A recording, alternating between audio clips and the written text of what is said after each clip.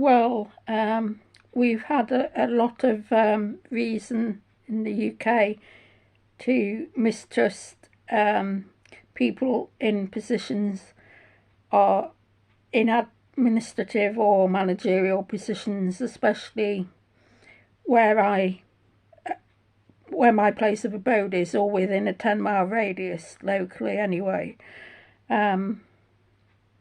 I live near Chester. I remember almost 20 years ago now, I did a psychology course where we studied the shocking study of obedience, and people can be unusually submissive to authority, even though the facts belie what that person of authority is saying. And it's come to a pretty pass when people in managerial positions think that their word is higher than a better qualified person, for instance a doctor. Well, that's my value judgment on what's happened locally. It's my philosophy that when you get positions regarding the lives of other people, and you're having to make decisions regarding those people, it would be better if you were actually the creme de la creme and just as qualified as the doctors that you are on the management committee of, rather than just people being managers. I think someone of a higher calibre of intellectual qualification, I'm not elitist, don't get me wrong, but I just think, I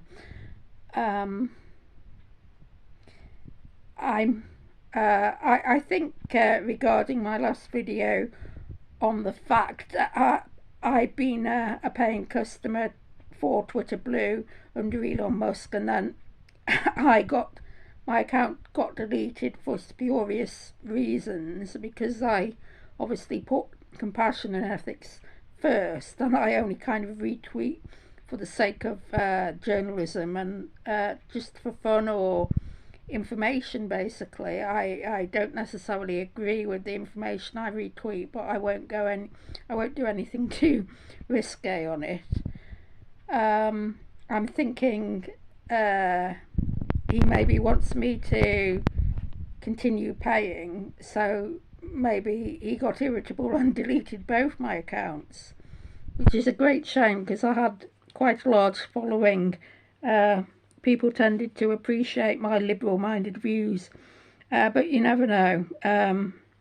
I'm just a little bit frightened of starting to pay again. If I was being charged when I couldn't even access it and he deleted it, the same thing might happen again.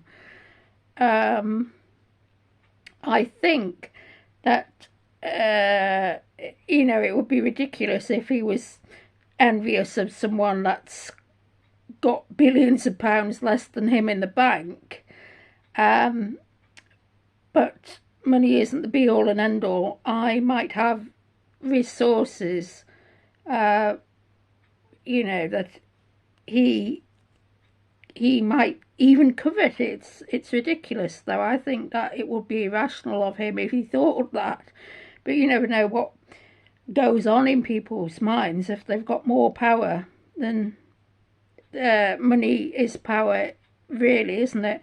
If they've got more money than the average person, you don't know what they're thinking. All I know that at one point, for a short time, I was put on his personal contribution list. I may have knowledge and wisdom, and they say traditionally knowledge has power, but I'm not particularly materialistic, and I'm totally ethical, hence I haven't made an awful lot of money in my lifetime. I tend to put spirituality first.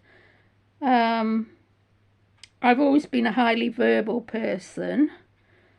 I know I have a knowledge of 9 languages or so, basically, especially with the reading of the languages, but I can also speak them.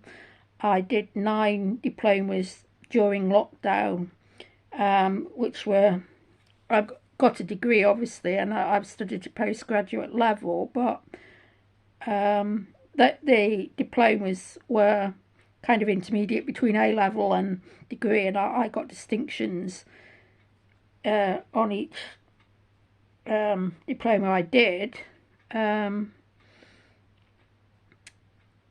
I've not got the same interests or sort of line of intelligence as Elon Musk. I was never any good at physics at school, even though I like to swat up on things that I was lacking on in school or didn't study at uni. I like to brush up on them, in other words.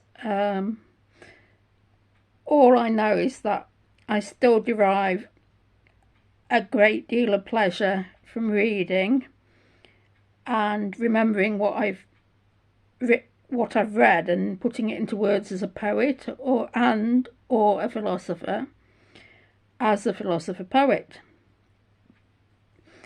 But I know that when I read the words of another person, they're deep and meaningful, and I get a glorious sense of happiness and fulfillment from reading other poets, especially going back through history and just reading about it. It's kind of feels like almost, I'm not sure if I have, but it almost gives me the feeling I've had the past life, the imaginative fulfillment I glean from reading information about literary-minded people and their works. It's just so spiritual. I get a mindful buzz of it, but it's beyond being mindful. I actually get into the flow and the zone, and I'm thinking that if Elon Musk's speciality was developing video games, he might cover that sort of imaginative quality. He's obviously into his high tech and logic, and I can't understand with his amount of money why he would do, but perhaps he's more into innovative technology, and he started off devising video games, and he was quite introverted, I believe, and just did video games all the time back in the day. I didn't. I kind of did nothing but read books. I read newspapers for factual information, but I read a lot of fiction, hence me doing the English literature degree. But it really gave meaning to my life. I can't put it into words, which is ironic, because the verbal kick imprinted into my memory from reading words and the fact that I could put words down on paper is beyond words. There's a deeper meaning. I just get an enormous amount of life fulfillment from reading and writing prose and fiction and poetry. And I've always been this way. I kind of learnt to read at 3. I get lost in literary works or any work of fiction. I really get into the book. I've got a vivid imagination, hence my ability to write poetry or and write anything really. But I'm particularly poetry takes a lot less time, so I've got quite a collection of poems on varied subjects, some fun, some more serious, and that's just it. I was the opposite of dyslexic at school, and I felt like I had to give back to the world through my particular brand of spirituality. Hence, I coined the word compassion mentor. So I even though I'm not perfect, I tend to, when I do self-awareness, I tend to score highly on the emotional intelligence, in the emotional intelligence arena. And obviously Elon Musk, being a business magnate and purely logical, he might not have that. Even though he has other skills, he might not have that particular skill, which is being in the zone and the flow by reading information. It can be any pertinent information rather than fiction. But I get lost in fiction, but I get into the flow by reading anything, and then I memorise most of what I've read. This kind of happiness might escape him. If his mind is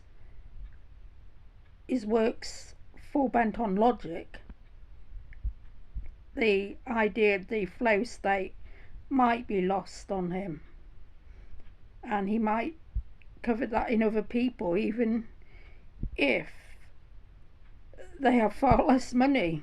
I don't think he should, but you never know. I think he was being a bit mean-minded to delete both my accounts like that when I had a big following, because sometimes people appreciated my avid retweets and the fact that I was kind of people savvy and spiritually clued up, because I always took the middle view and could listen to both sides of the story.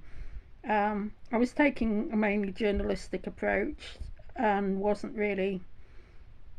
I did write nice chatty replies to tweets, but I wasn't actually writing a lot myself, even though I had been creative on it. I shared my blog, and it was quite popular, and then the retweets suddenly went down. It was about the ancient wisdom and applying spirituality to the 21st century. So I might do a YouTube video talking about what I wrote, but it's on Anchor FM anyway. I've got a choice of whether I want to publish more, but I did pin that to my Twitter account. I was paying like $8.99 a month, something like that. It went up to $9.99. He still deleted it, but he helped popularise it at the beginning when I was included in his personal contribution list. So it was a bit destructive to do that, as I would be the least likely person, being very people orientated and high on my emotional intelligence. I wouldn't really be the type of person to offend anybody or do anything wrong or do any I'm a very cerebral person. I wouldn't do anything sordid either, which a lot of people seem to do, and they seem to be still on Twitter. Some of the things that they were, which is now X, some of the things they retweeted. So perhaps there is a certain envy of my love of literature and my love of words and my ability to escape into the realms of imagination, my ability maybe to innovate through words, maybe because he's living in a purely physical, technical world, he's kind of lost, or maybe he's never had that vivid ability to imagine. The emotional intelligence maybe is surpassed by his logic and desire to do well as a business magnate. You never know, but as I say, he's a very lucky guy, so he might actually be lucky financially, but not particularly happy, because money doesn't necessarily equate with happiness, and it's very competitive world out there. And I mean, people locally that have made mistakes would not necessarily even have his kind of intelligence or anywhere near it. But their mindset is one that is totally lacking in emotional intelligence. It helps if you can sort of do something. If you lack emotional intelligence, it helps that you can do something technologically worthwhile or innovative. But if you can't, then again, you might be disposed to be envious of people who have that emotional intelligence, but also have a kind of innovative quality with words. But you'd think that business magnates would. I mean, I don't normally get anyone with large amounts of money being envious of me at all. Also, people at school that were not as good at words and were more sort of orientated with things like maths or physics and stuff. They generally just thought they were different, but they had different qualities to me, but they never got envious, and they were always pleasant. They weren't destructive, and they kind of quite admiring, and vice versa. And I seem to really be quite grateful for Elon Musk for actually putting me on his contribution list and noticing me, even though I paid him for a number of months. I did actually. Everything seemed quite fun.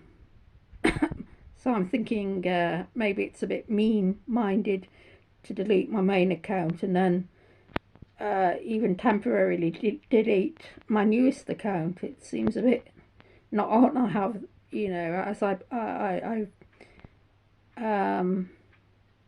paid for a number of months to Twitter Blue, and then he was wanting to continue take payments. I wasn't having any of it. So you get what I'm saying. Different kinds of intelligence are necessary in life, but I think to make the world a more compassionate, caring place, not just globally but locally, in light of what's happened in my local area of Chester, we need people that have empathy and are emotionally savvy. Thanks for listening. See you soon.